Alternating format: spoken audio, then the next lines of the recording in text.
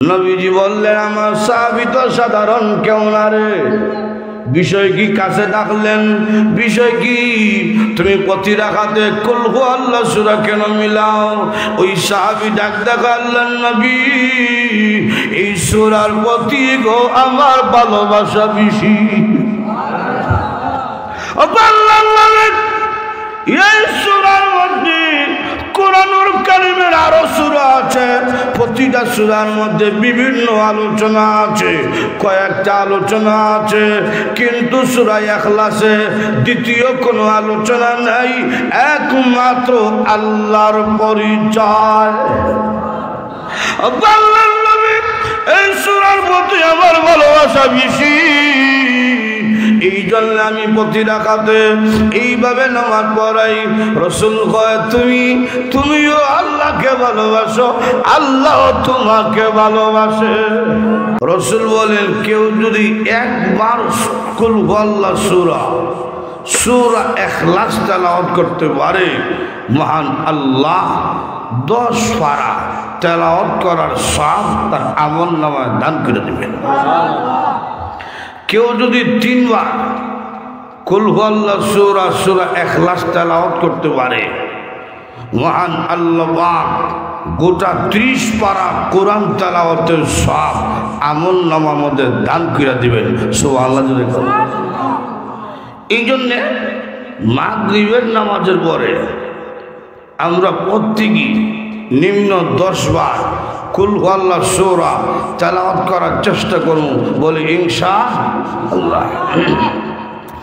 এই সূরা মক্কায় নাজিল হয়। কোরআনুল কারীমের কিছু সূরা আছে মাক্কি, কিছু সূরা আছে মাদানী। নবীজি হিজরত করে মদিনায় যাওয়ার পূর্বে যে সূরা বা যে আয়াত নাজিল হয়েছে তাকে বলা হয় মাক্কি সূরা। হিজরতের পরে যে সূরা বা যে আয়াত নাজিল হয়েছে তাকে বলা হয় মাদানী সূরা। মাক্কি সূরার বিষয়বস্তু হল 3টা। 1 নম্বর তাওহীদ, 2 নম্বর রিসালাত, 3 নম্বর আখিরাত। এই 3টা মিললে হইল ঈমান। এই 3টা মিললে কি? ঈমান। সূরা ইখলাসের মধ্যে মহান আল্লাহ তাওহীদ নিয়ে আলোচনা করছেন। সুবহানাল্লাহ জোরে বলুন। তাফসীর কিতাবে আনছে এই সূরার কি ফজিলত। তাফসীর নূরুল কোরআনে উল্লেখ করছেন, হযরত আনাস রাদিয়াল্লাহু আনহু থেকে বর্ণিত হাদিস। তিনি বলেন, আমরা ছিলাম তাবুকে ছিলাম, লক্ষ্য করে দেখলাম আকাশে সূর্য উদয় হইছে।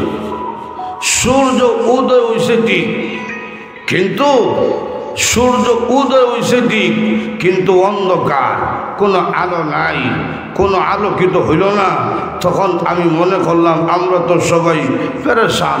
সূর্য উদয় হইল, আকাশে দেখলাম সূর্য উদয় হইছে, কিন্তু অন্ধকার কেন আলোকিত হচ্ছে না? মুহূর্তের মধ্যে ফেরেশতাকুল সম্রাট হযরত জিবরাইল আগমন করছেন নবীজির কাছে। সুবহানাল্লাহ জোরে বলুন। হযরত আপনার একজন সাহাবী মুআবিয়া ইবনে মুআবিয়া ইন্তেকাল করেছেন গো আল্লাহর নবী। এই জন্য আকাশ থেকে 70,000 রহমতের ফেরেশতা মহান আল্লাহ নাজিল কইরা দিয়েছে আপনার সাহাবীর জানাজার নামাজে শরীক হওয়ার জন্য।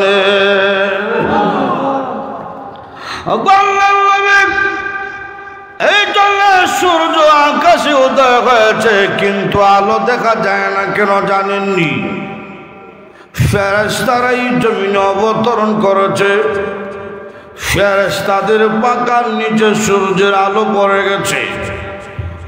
আল্লাহর নবী বলেন, আমি কোথায় আর আমার সাহাবী মুআবিয়া ইবনে মুআবিয়া কোথায়?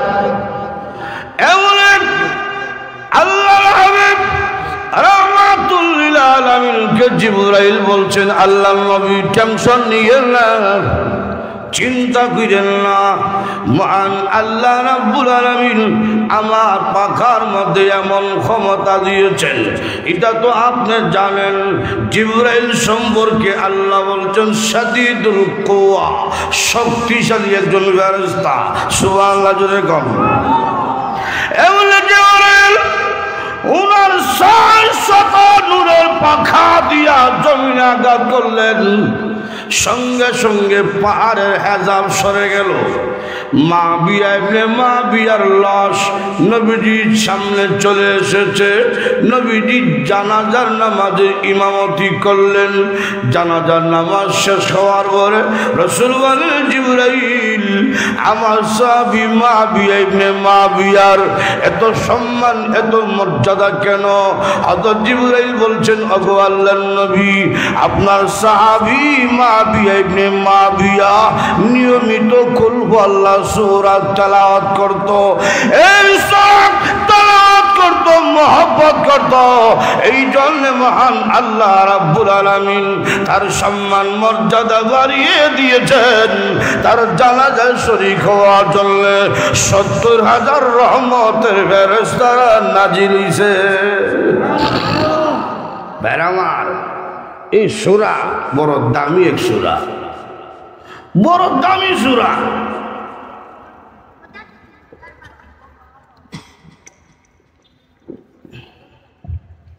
আল্লাহর নবী রাহমাতুল লিল আলামিন বলেন, ও আয়েশা, রাত্রে যখন ঘুমাইবা কোরআনুল কারীম খতম দিয়ে ঘুমাইবা। সুবহানাল্লাহ জোরে বলবেন না। আম্মাজান আয়েশার বয়স কম, প্রশ্ন করত বেশি, আর প্রতিটা প্রশ্নে উম্মতের জন্য কল্যাণ হয়েছে। সুবহানাল্লাহ জোরে বলবেন। যদি আমি সারা রাত কোরআন তেলাওয়াত খতম করতে লেগে যাই, তাহলে তো কোরআন তেলাওয়াত কোন সময়? আল্লাহ রাহমাতুল লিল আলামিন বলছেন, আয়েশা, কোরআনুল কারীমের মধ্যে একটা সূরা আছে গো, যে সূরার নাম হইল এই সূরা যদি ঘুমাবার সময় তুমি ৩ বার তেলাওয়াত করতে পারো, মহান আল্লাহ রাব্বুল আলামিন আমলনামায় গোটা ৩০ পারা কোরআন তেলাওয়াতের সওয়াব দান করবে। লক্ষ্য করে দেখছেন নি? কষ্ট নাই, সহজ সূরা। আমার তো দৃঢ় বিশ্বাস এই জায়গায় কি এই গ্রামও এমন কোনো মুসলমান হইবেন না যে মুসলমান কুল আল্লাহ সূরা মুখস্থ নাই। কথা ঠিক না? সবে পারে। লক্ষ্য করে দেখুন, এই সূরা তেলাওয়াত করলে কে পরিমাণ ফজিলত। একদিন আল্লাহর হাবিব রাহমাতুল লিল আলামিন বসে আছে, ফেরেশতা কুল সম্রাট। নবীজি বলেন, 2 জন মন্ত্রী আমার আছে দুনিয়াতে। আকাশের মধ্যে 2 জন মন্ত্রী আছে। দুনিয়ার 2 মন্ত্রী হইল, একজন হইল আবু বকর আর একজন হইল ওমর রাদিয়াল্লাহু আনহুমা। আকাশের মধ্যে 2 জন মন্ত্রী আছে, একজনের নাম হইল জিবরাইল আর একজনের নাম হইল মিকাইল। সুবহানাল্লাহ।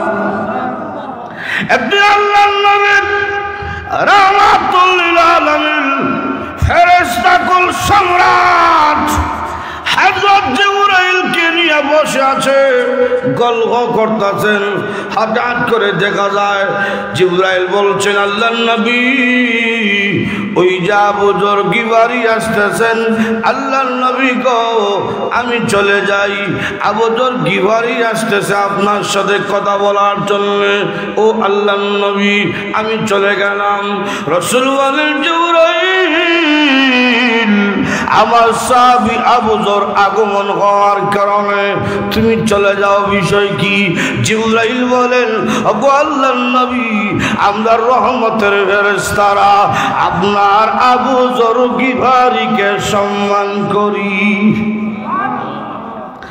আল্লাহর নবী রাহমাতুল লিল আলামিন বলেন জিবরাইল তোমরা থাকো আকাশে আর আমার হুজুর কি বাড়ি হইল জমিনের বাসিন্দা তোমরা হইলে আকাশের বাসিন্দা তোমরা কেন চিনো কিভাবে চিনো আমার আবুজর গিভারিকে আমার আবুজর গিভারি মানুষের ভিড়ে থাকে না একা একা থাকা পছন্দ করে সবসময় নিজেরে একা একা রাখে তুমি কেমনে চিনো আবুজর গিভারিকে তুমি কিভাবে চিনো এমনি জিবরাইল বললেন আল্লাহর নবী চিনার দুইটা কারণ বললেন দুই কারণে আপনার সাহাবী আবুজর গিভারিকে আমরা চিনি এক নম্বর গুণ হলো আপনার আবুজর গিভারি বড় নম্র বিনয়ী সুবহানাল্লাহ জোরে বল অহংকার নাই বড় নম্র কোনো অহংকার নাই বড় নম্র দুই নম্বর গুণ হইল আপনার সাহাবী আবুজর গিভারি রাত্রে যখন ঘুমায় কুল হুয়াল্লাহু সূরা তেলাওয়াত করে করে ঘুমায় এই জন্য মহান আল্লাহ রাব্বুল আলামিন আবুজর গিভারির সম্মান আকাশ পর্যন্ত পৌঁছাইয়া দিছে মানুষ যখন বিনয়ী হয় নম্র হয় তার সম্মান বাড়ে মর্যাদা বাড়ে ইজ্জত বেড়ে যায় সুবহানাল্লাহ আল্লাহু আকবার মহান আল্লাহ পাক আদম পয়গম্বর আমাদের বাবা আদম পয়গম্বরকে সৃষ্টি হইয়া জান্নাতে রাখছে জান্নাতে রাখার পরে সমস্ত ফেরেশতারে কইছে সেজদা করো সবাই সেজদা করছে ইবলিসও সেজদা করছে না এটা বাদ দেন সবাই যখন সেজদা করলো দেখবেন ইমাম সাহেব যখন রুকু থেকে সেজদা যায় সব মুসল্লিরা কিন্তু একসাথে যেতে পারে না একটু আটপিস হয় কথা ঠিক না সব তারাই তো সেজদা করছে সকলের আগে যিনি সেজদায় গেছেন ওনার নাম হইল ইসরাফিল সুবহানাল্লাহ জোরে বল উনি যেহেতু সকলের আগে আল্লাহর আদেশটা মানা লইছে পুরস্কার পাওয়ার উপযুক্ত এখন ওনাকে কি পুরস্কার দিল ওনার কপালের মধ্যে মহান আল্লাহ লৌহে মাহফুজ বোর্ড ঝুলায় রাখছে সুবহানাল্লাহ জোরে বল এটাই ওনার পুরস্কার তো প্রশ্ন করতে পারেন যে লৌহে মাহফুজ বোর্ড ঝুলায় দিলে ওনার তো আরো বুঝো হইল পুরস্কার হইল কেমনে এই বোর্ডটা তো ছিল না নুরুল্লাহ আলী শরহে আকিদাতুত তাহাবির মধ্যে উল্লেখ করছেন গোটা পৃথিবী সেই তো আরো বড় একটা বোর্ড আছে যে বোর্ডের নাম হইল লৌহে মাহফুজ না সুবহানাল্লাহ কইবেন কেমনে গোটা পৃথিবী সেইটা আরো বড় এই বোর্ডের নাম লৌহে মাহফুজ এই লৌহে মাহফুজটা মহান আল্লাহ পাক ঝুলা রাখছে ইসরাফিলের কপালে দুই চোখের মাঝখানে এখন এত বড় বোর্ড ঝুলা রাখলো তো ওনার পুরস্কার হইলো কিভাবে যে পুরস্কার হইলো এইটা মহান আল্লাহ দৈনিক কুদরতি নজর দিয়া 360 বার রহমতের নজরে তাকায় যখন রহমতের নজরে মহান আল্লাহ পাক লৌহে মাহফুজের দিকে তাকায় তখন ইসরাফিলের চেহারার মধ্যে মহান আল্লাহ পাকের নজর 360 বার ফইরা যায় যারা নম্র থাকে এদের মধ্যে আল্লাহর রহমতের নজর থাকে এই জন্য সম্মান বাড়ে ইজ্জত বাড়ে আর অহংকার হইবা দিন দিন ধ্বংস হইবা কথা কোন ঠিক কিনা ফেরাউন অহংকারী ছিল ধ্বংস হয়েছে নমরুদ অহংকারী ছিল ধ্বংস হয়েছে কথা কোন ঠিক কিনা লক্ষ্য করে দেখেন এই দিকে যাওয়ার সুযোগ নাই জিবরাইল বলছেন হুজুর দুই কারণে আপনার সাহাবী আবুজর গিভারিকে আমরা চিনি এক নম্বর তিনি নম্র তিনি বিনয়ী কোনো অহংকার নাই দুই নম্বর হইল রাত্রে যখন ঘুমায় কুল হুয়াল্লাহু সূরা তেলাওয়াত কইরা কইরা ঘুমায় আর আমরা রাত্রে যখন ঘুমাই নাটক খতম দিয়া ঘুমাই কথা ইয়ার মন লাগাইছে সোনা বন্ধুর গান শূন্য শূন্য শূন্য শূন্য ঘুমাইতেছে আচ্ছা এই যে ইয়ার হল লাগাইয়া ঘুমাইলো গান শূন্য শূন্য যে ঘুমাইলো ইমানের সাথে মরণ হইব মুসলমান আজকে আমরা কেমন মুসলমান হইলাম কোরআনের সাথে আমাদের সম্পর্ক নাই নবীর সুন্নাহর সাথে আমাদের সম্পর্ক নাই কথা কোন ঠিক কিনা আমাদের এই অবস্থা কেন? আমরা এমন মুসলমান দেখলে চিনা যায় না, এই যে মুসলমান, বেড়া না বেডি ইটি চিনা যায় না, এমন সুযোগ দোষে। জিজ্ঞেস করলেন তোর নাম কি রে? রতন। তো ভাই আসেনি? জি। নাম কিতা? সফল। তো বই না চিনি? জি। নাম কিতা? তো প্রিয়াঙ্কা। রতন, সফল, প্রিয়াঙ্কা, এটা মুসলমানের নাম। আপনি লেবাসের দিকে তাকাইলেন, দেখি তার পোশাকে কিতা কয়, এরা মুসলমান না। কোনটা? আল্লাহ আকবার। রসুল যখন দুনিয়ার থেকে বিদায় হয়েছেন, রসুলের সাহাবাই কারাম বিভিন্ন প্রান্তে চলে গেছেন দ্বীনের দাওয়াত নিয়া। যারা কোনোদিন নবী সাহাবীকে দেখছে না, তারাও নবী সাহাবীদের পোশাক দেখে, ব্যবহার দেখে, লেনদেন দেখে, সাহাবাই কেরামের উঠা বসা দেখে, কথাবার্তা দেখে বুঝতে পারত তিনি সাধারণ কোনো ব্যক্তি না, তিনি একজন নবী সাহাবী। আর আমরা দেখলে মুসলমান চিনা দিব, চিনতে কেমনে? ফ্যান পড়তে সিরা ফ্যান, সিরা ফ্যান, ইকানো সিরা, এই জায়গায় সিরা, বোঝা যায় কুত্তায় খাবার দিছে। কথা কোন ঠিক নেই? 2-3 বছর আগে যখন দেখছিলাম সিরা, তখন ভাবছি মনে কুত্তা খাবার দিছে, আর ওরে শুনি না এটা কুত্তা খাবার না, এটা নাকি ফ্যাশন। তো এখন যদি সিরা ভাড়া হয়ে রাখা ফ্যাশন, কোনদিন তো সেন্ট করলে হইব ফ্যাশন। আর এখন তো সেন্ট করলে কাছাকাছি, আগে ছিল আঁটুর নিচে সিরা, এখন দেখছি আঁটুর উপরে সিরা, অর্থাৎ অফিসের কাছাকাছি গেছে গা। এই মুসলমান, আমাদের অবস্থা কেন? নবী সাহাবীরা কি অবস্থা? রাত্রে যখন ঘুমায় কুল হুয়াল্লাহ সূরা তেলাওয়াত করে ঘুমায়। সুবহানাল্লাহ জুড়ে গো বেরামার, তিনি কুল হুয়াল্লাহ সূরা, এটা এমন ফজিলত, এটা আমরা আমল করবো ইনশাআল্লাহ। 3 নম্বর হইল আল্লাহ রসুল বলেন কুল হুয়াল্লাহ সূরা যদি তুমি তেলাওয়াত করতে পারো, মহান আল্লাহর প্রতি তোমার মহব্বত, ভালোবাসা পয়দা হবে। সুবহানাল্লাহ জুড়ে গো।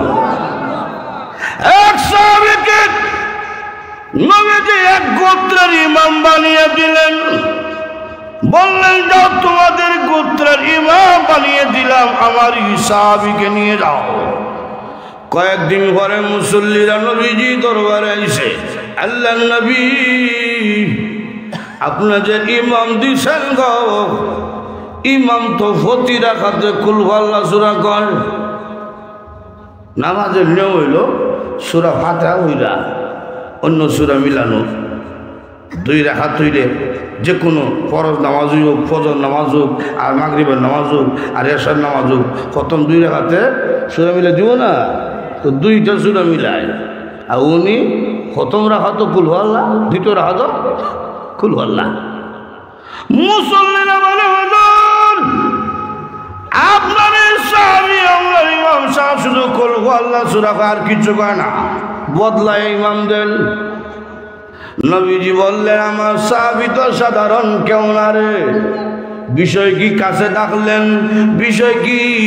তুমি প্রতি রাকাতে কুল হুয়াল্লাহ সূরা কেন মিলাও? ওই সাহাবী ডাক দেখালেন নবী এই সূরার প্রতি গো আমার ভালোবাসা বেশি। এই সূরার মধ্যে কোরআনুল কারীমের আরো সূরা আছে, প্রতিটা সূরার মধ্যে বিভিন্ন আলোচনা আছে, কয়েকটা আলোচনা আছে, কিন্তু সূরা ইখলাসে দ্বিতীয় কোনো আলোচনা নাই, একমাত্র আল্লাহর পরিচয়। আল্লাহর নবী এই সূরার প্রতি আমার ভালোবাসা বেশি, এই জন্য আমি প্রতি রাকাতে এইভাবে নামাজ পড়াই। রাসূল কয় তুমিও আল্লাহকে ভালোবাসো, আল্লাহ তোমাকে ভালোবাসে।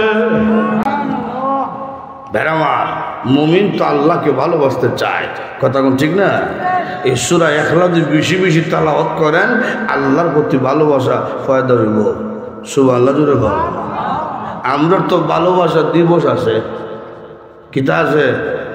ভালোবাসা দিবস।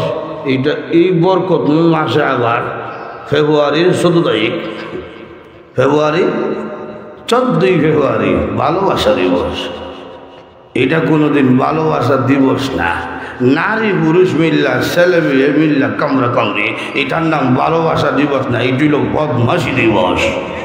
আরো যেরকম ঠিক কিনা, আরো যেরকম ঠিক কিনা। মুসলমান সবচেয়ে বেশি তার আল্লাহকে ভালোবাসে। আল্লাহ কোরআনে বলছে ওয়াল্লাযীনা আমানু আশাদ্দু হুব্বান লিল্লাহ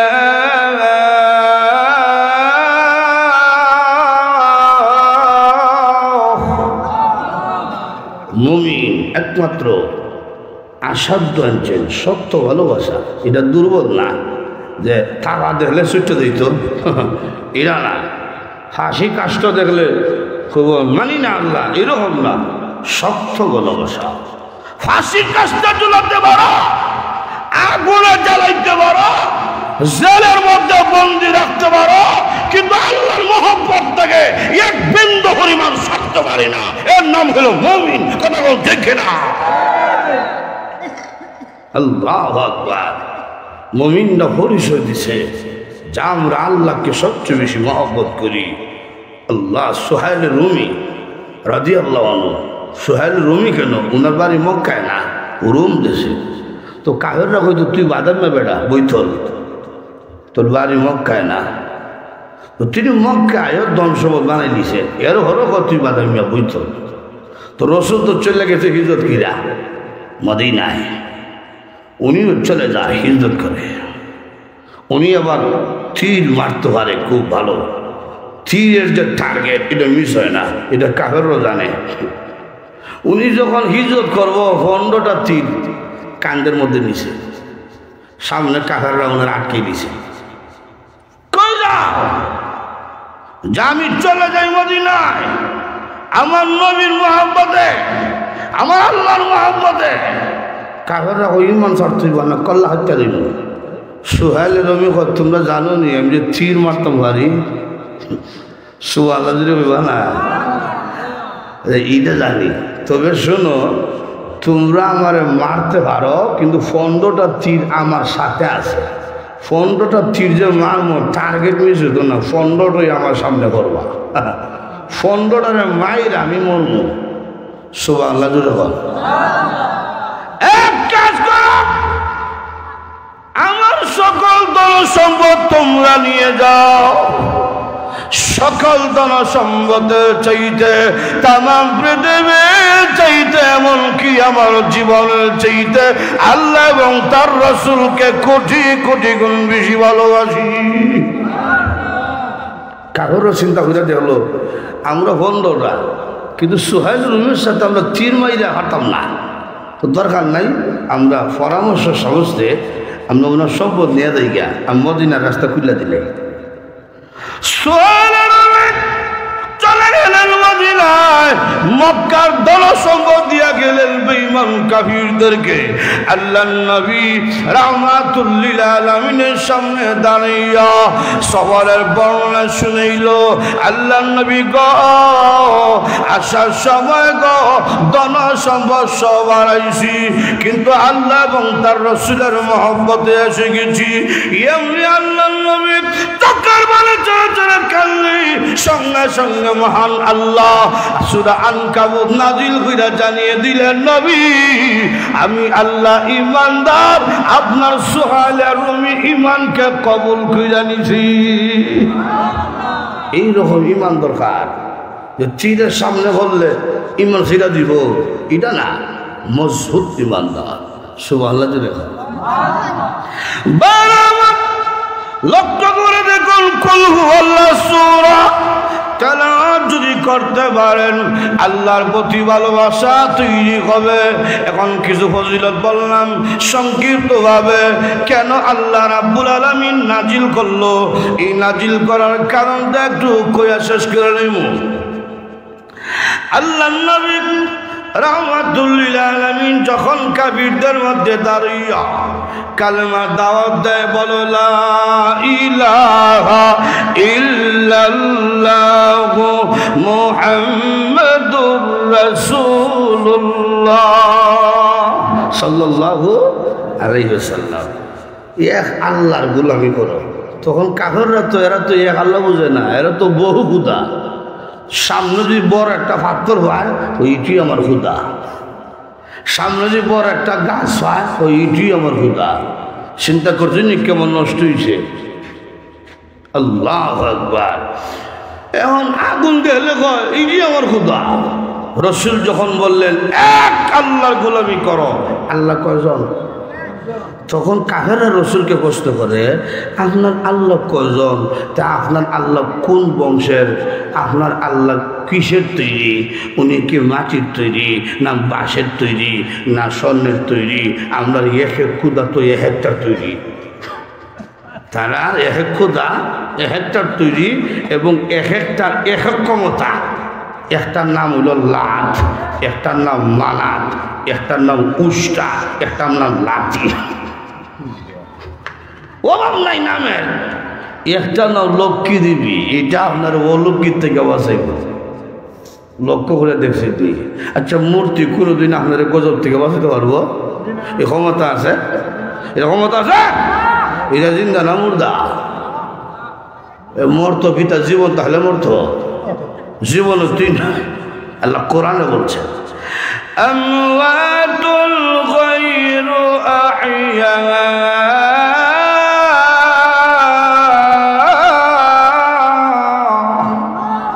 এই মূর্তির কোনো জীবন না, এটা মরা জিনিস, অনর্থক একটা জিনিস। এক কাফের লক্ষ্মী দেবী খুদা লিয়া কুদাইতেছে, সামনে গেছে পেশাবে ধরছে। এখন খুদারে কুলোর একটা লঙ্গি উল্টাইতো কেমনে, খুদার একটা গাছের সাথে দান করে রাখছে। হ্যাঁ একটু দূরে গিয়ে পেশা করতেছে, এমনি পিছনে তাকে দেখে একটা কুকুর মূর্তির নাক বরাবর পেশা করতেছে। এমনি কয় ও খুদা তোমারে আনছি আমার উপরে গজব আইলে বাঁচাইতা, এখন থেকে তোমার উপরে গজব আয়া পড়ছে, কুকুরকে তাড়াও। কুকুরকে তাড়াইবার মতো ক্ষমতা মূর্তির আছে? আর হুজুরে ঘর তার উঠছে রাগ, মূর্তির হাত লইয়া মারছে আসার হাত পা ভেঙে দিয়েছে। হাত পা মূর্তি ভাঙ্গা লইয়া রসুলের দরবারে গেছে। রসুলকে এইটার এ দোষা কিটা, ওইটা আমি দোষাইছি। কেন? বুঝতাম পারছি এটা কোনোদিন আমার মাবুদ হইতে পারে না। কাফেররা রসুলকে প্রশ্ন করে আপনার আল্লাহ কোন জিনিসের তৈরি? আপনার আল্লাহ খায়নি, আপনার আল্লাহ ঘুমায়নি, আপনার যে খুদা, আপনার খুদার বউ আছে, ঈশ্বরের ঈশ্বরী আছে, আপনার আল্লাহর আল্লি আসেনি। এইরকম প্রশ্ন যখন করছে বিভিন্ন প্রশ্ন, তখন মহান আল্লাহর ছোট্ট একটা সূরা সূরাতুল ইখলাস নবীর কাছে নাজিল করছে। সুবহানাল্লাহ জোরে বলেন, আমার সাথে বলেন কুল হুয়াল্লাহু আহাদ আল্লাহুস সামাদ লাম ইয়ালিদ ওয়া লাম ইউলাদ ওয়া লাম ইয়াকুল লাহু কুফুয়ান আহাদ। কয় পারা সব হইছে? কিছুক্ষণ আগে না হইলাম 10 পারা সব, এই তো ভুলে গেলে চলবো।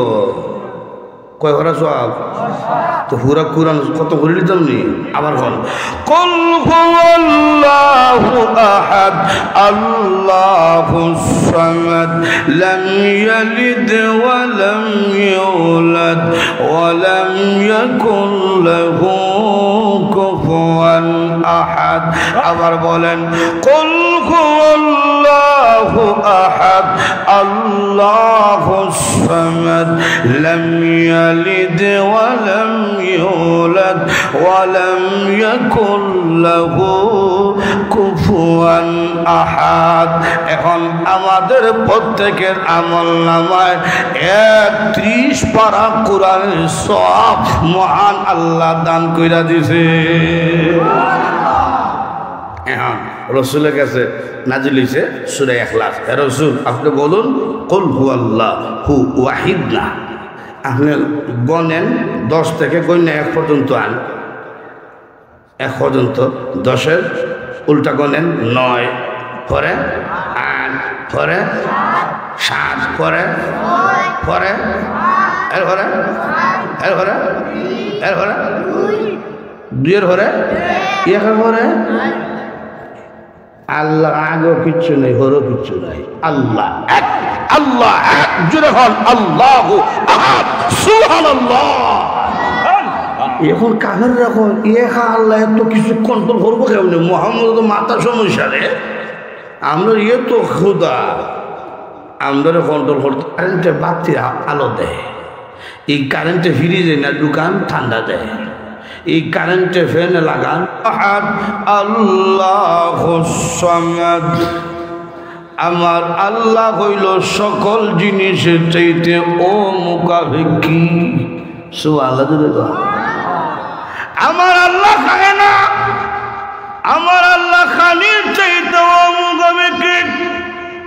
আমার আল্লাহ ঘুমায় না, আমার আল্লাহ ঘুম থেকে ও মুখাপেক্ষী। যদি কেউ ঘুমায় হে হইল ঘুমের মুখাপেক্ষী। যে খায় না, কথা বলছি কি না, একটা সেকেন্ডের জন্য আল্লাহ ঘুম নাই। মুসা পয়গম্বর আল্লাহ রে আল্লাহ ঘুমাইয়েন মাঝে মাঝে। সুবহানাল্লাহ বললাম, মাঝে মাঝে ঘুমাইলে কি হয়েছে? আল্লাহ মাঝে মাঝে ঘুমাইলে কি হয়েছে না? ঠিক আছে, একটা গ্লাস নাও, নিচে গ্লাস নাও, দাঁড়াইতে হোক সারা রাত, রাত 12টা হয়েছে, উঙ্গায় উঙ্গায় আল্লাহ জানাবে আমি আসি, জাগ্রত আছি। রাত যখন 2টা হয়েছে, দেখা যায় গেলা সইরা যাইব, এই সময় আল্লাহ ডাক দেয় না আমি আসি। হলো রাত হয়ে গেছে 3টা, গেলা হইয়া যায়, আল্লাহ কয় এখন ডাকতাম না, খালি কয় আসি, তো ডাকতাম হয়ে গেছে। আল্লাহ কয় আসি, গেলাস কই?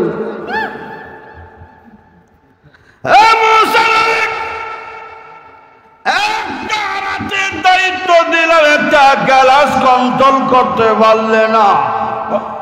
আমি আল্লাহ যদি ঘুমিয়ে যাই, আকাশ আকাশ থাকবে না, জমিন জমিন থাকবে না, সব কিছু ভেঙে টুকরা টুকরা হয়ে যাবে। এই জন্য আমি আল্লাহ ঘুমাই না, যেন সব কিছুর ড্রাইভার আমি। সুবহানাল্লাহ জোরে বল। মৌলভীবাজার থেকে যখন গাড়ি ছাড়ে রাত্রে, নাইটের গাড়ি, তখন আমরা যারা মাঝে মধ্যে নাইটে যাই, তখন বাড়ির থেকে বেরোইলে নিয়ত করিলাই উচ্চাই ঘুমাই দিতাম, ঠিক না? এই যে 50 জন যাত্রী লইয়া যাইতেছে ড্রাইভার ডাহার দিকে, সব যাত্রী ঘুমে, গাড়ির সিটও উঠার আগে নিয়ত করিলিছে, হাহুক তো নিয়ত ঘুমাই যাত। ড্রাইভার ঘুমায় না, চালায়। তারাবত গিয়া যদি কয় এই আমার যাত্রী ভাইয়েরা, তোমরা তো 200 কিলোমিটার ঘুমাইছো, সায়দাবাদ সামনেই, আর মাত্র 10-15 কিলোমিটার, তোমরা এখন জাগ্রত থাকো, আমি একটু ঘুমাই। কথা, তোমরা তো 200 কিলোমিটার ঘুমাইছো, আমি 15 কিলোমিটার ঘুমাই। এখন কি কোন গাড়ি চলবে চলবে, খালো যাইব, কথা বলতে কিনা? আল্লাহ ঘুমাই না, আকাশের ড্রাইভার আমি, জমিনের ড্রাইভার আমি, সব কিছু চালক আমি। আল্লাহুস সামাদ, আমি আল্লাহ হইলাম ঘুম থেকে অমুখাপেক্ষী, আমি ঘুমের মুখাপেক্ষী না। 2 নম্বর হইল ঘুমাই না কেন রে বান্দা বান্দি? আমি আল্লাহ তোমাদের দয়া মায়া আমারে ঘুমাইতে দেয় না। বাবার চাইতে মার দয়া মায়া বেশি, কথা ঠিক না? মায়ের দয়া মায়া বেশি। এই জন্য দেখেন, ছেলে যদি বাহিরে থাকে, ঘরের সবার দরজা বন্ধ, মার দরজা খোলা। কেন? মার দয়া বেশি সন্তানের প্রতি।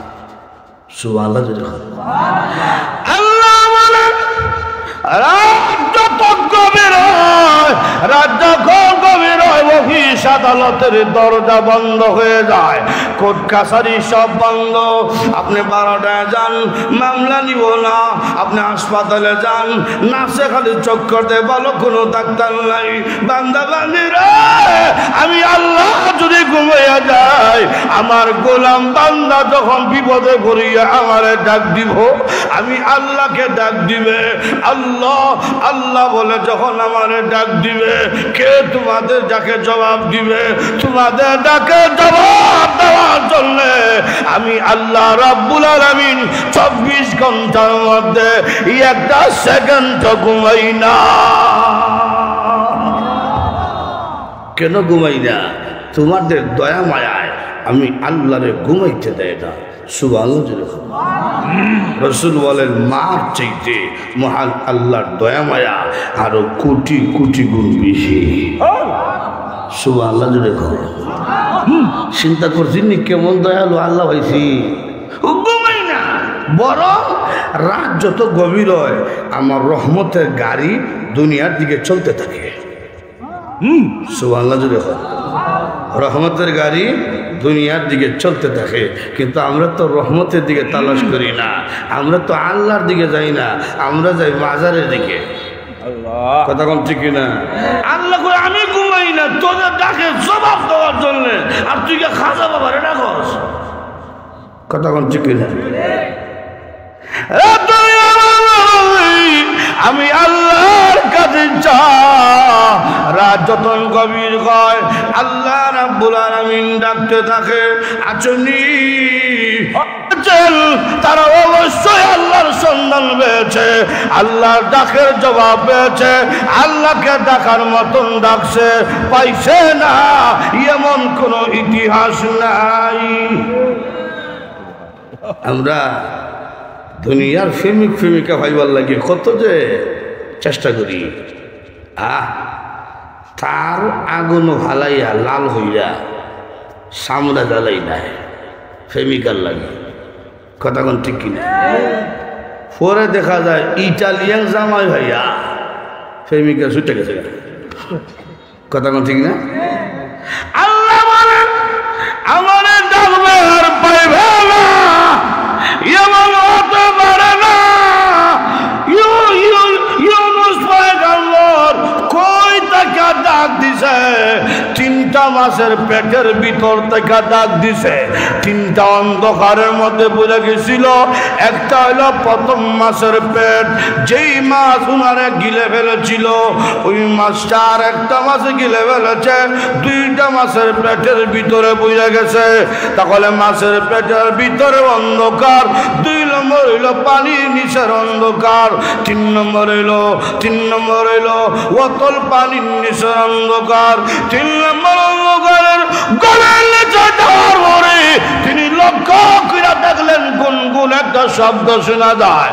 এমনি মহান আল্লাহ রাব্বুল আলামিন জিবরাইলকে পাঠাইছেন, জিবরাইল আমার নবী ইউনূসের কাছে যাও। ইউনূস পয়গম্বরের কাছে জিবরাইল যখন মাছের পেটের মধ্যে চলে গেল, এমনি ইউনূস পয়গম্বর দেখো ভাই জিবরাইল এই অথল পানির নিচে আসার পরে গুনগুন গুনগুন একটা শব্দ আমার কানের মধ্যে আসে, কিন্তু কাউরে তো আমি দেখি না, কাউরে চিনাও যায় না, দেখাও যায় না, কিন্তু আওয়াজটা কোত্থেকে আসে? কিসের আওয়াজ আসে? এমনি জিবরাইল বলে আল্লাহর পয়গম্বর এই পানির অতল নিচে গো অসংখ্য গণিত মাখলুক আছে, কঙ্কর আছে, বালু আছে, প্রতিটা কঙ্কর আল্লাহ আল্লাহ আল্লাহ নামে জিকির করে। এই আওয়াজটাই আপনার কানের মধ্যে আসতেছে। আবার ওই মাছের ফের থেকে উনিও করতিলে আমরা শুরু করে লাই লা ইলাহা ইল্লা আনতা সুবহানাক ইন্নী কুনতু মিনাল যালিমিন।